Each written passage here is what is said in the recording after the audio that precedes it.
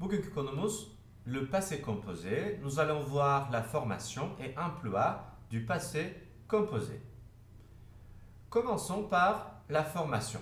Alors, passé composé, on utilise le passé composé avec auxiliaire et participe passé. Alors, auxiliaire ne demek? Auxiliaire yardımcı fiil ve participe passé yani fiilin geçmiş hali. Participe passé yaparken avoir ve être olmak üzere iki tane yardımcı fiilimiz var. Nous conjuguons avoir et être à l'indicatif présent. Yani şimdiki zamana göre çekiyoruz. Daha sonra mesela örnek verelim. Avoir, auxiliaire de presque tous les verbes.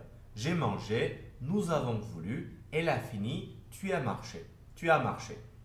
Avoir fiili yardımcı fiil olarak hemen hemen tüm fiillerle kullanılır.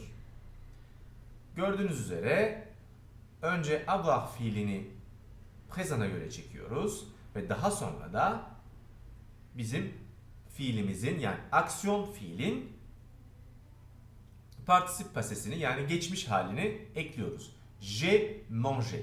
Nous avons voulu. Elle a fini. Tu as marché gibi. Être ise 15 tane kullandığımız fiiller var ve les verbes pronominaux dediğimiz yani hem işteş hem de dönüşlü olan fiillerle kullanılıyor. Örnek verecek olursak bu 15 fiil naître, mourir, décéder, aller, partir, arriver, venir, retourner, monter, descendre, entrer, sortir, passer, tomber et rester. Bu 15 fiili lütfen iyice öğrenmenizi istiyorum. Bu 15 fiille biz passé composé'de être yardımcı fiilini kullanıyoruz. Mesela istiyorsanız bakın böyle bir şemada görebilirsiniz. Naître, devenir, mourir, tomber, descendre, rester, monter, arriver et entrer, aller, sortir, partir, passer, revenir, rentrer ou retourner ve venir. Örnek olarak da Victor est né en 2007. Mamie est tombée par les escaliers. Voyez, tomber.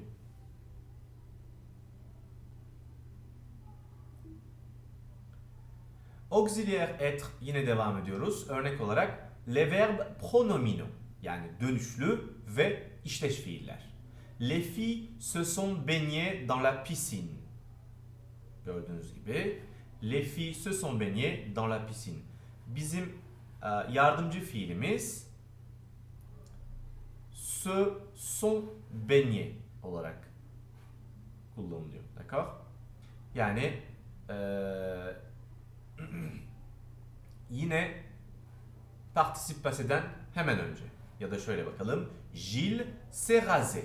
Gördüğünüz gibi normalde présent'da olsaydı Gilles se rase diyecektik. Gilles se rase ama passé yaptığımızda se ile rase'nin arasına yardımcı fiili getiriyoruz. Gilles s'est rasé.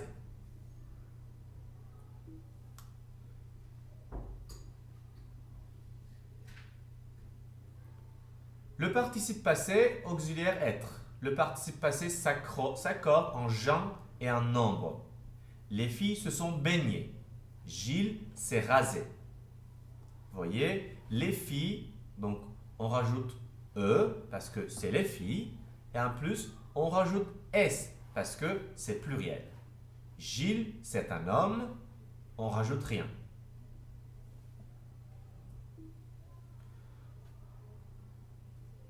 Avoir fiilinde hiçbir şekilde uyum yapmıyoruz arkadaşlar. Être ile kullandığımız être yardımcı fiil olarak kullandığımız geçmiş zaman ifadelerinde her zaman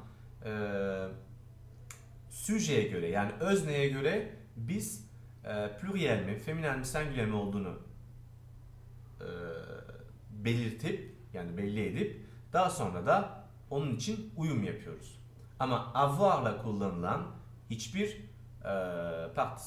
passé composé'de uyum yapmıyoruz. Mesela Marie a mangé. Marie c'est une femme, bir kadın. A mangé tous les gâteaux.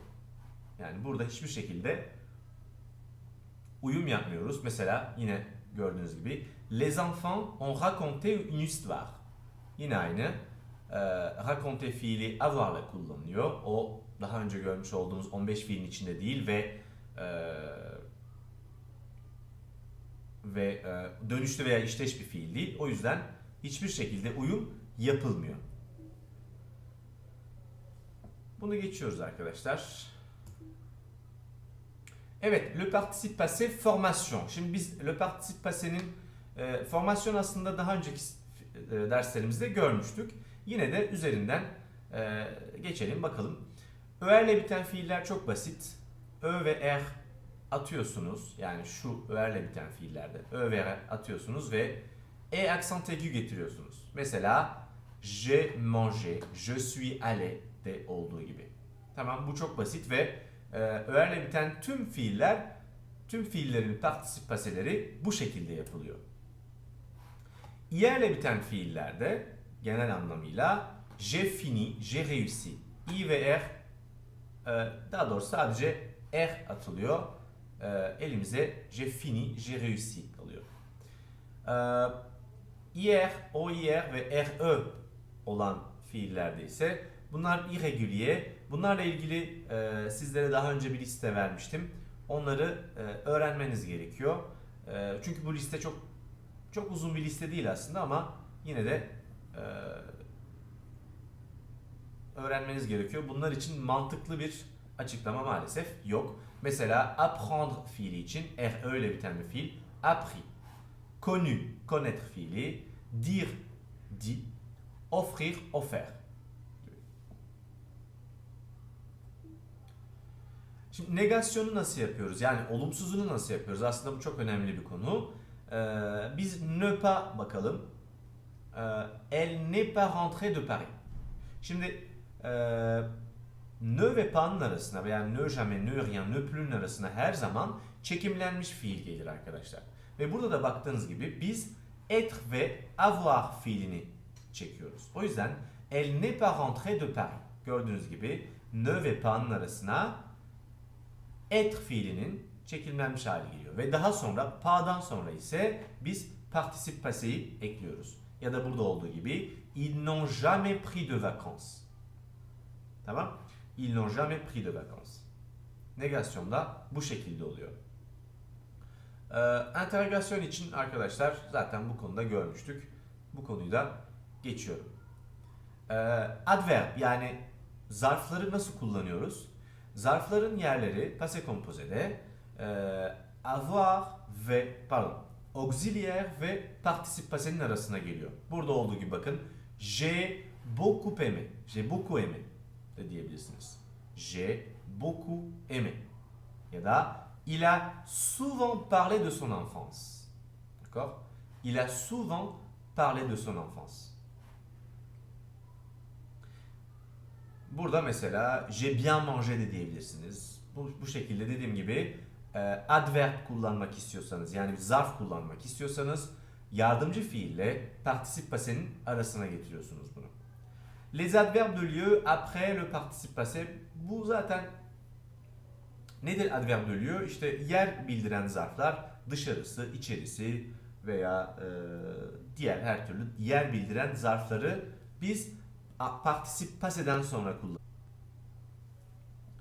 Kitabınızın 113. sayfasındaki 12. 13. ve 14. aktiviteleri sizden yapmanızı istiyorum, rica ediyorum. Bunların cevaplarını da yine dersimizde sizlerle paylaşacağım. Yarın görüşmek üzere.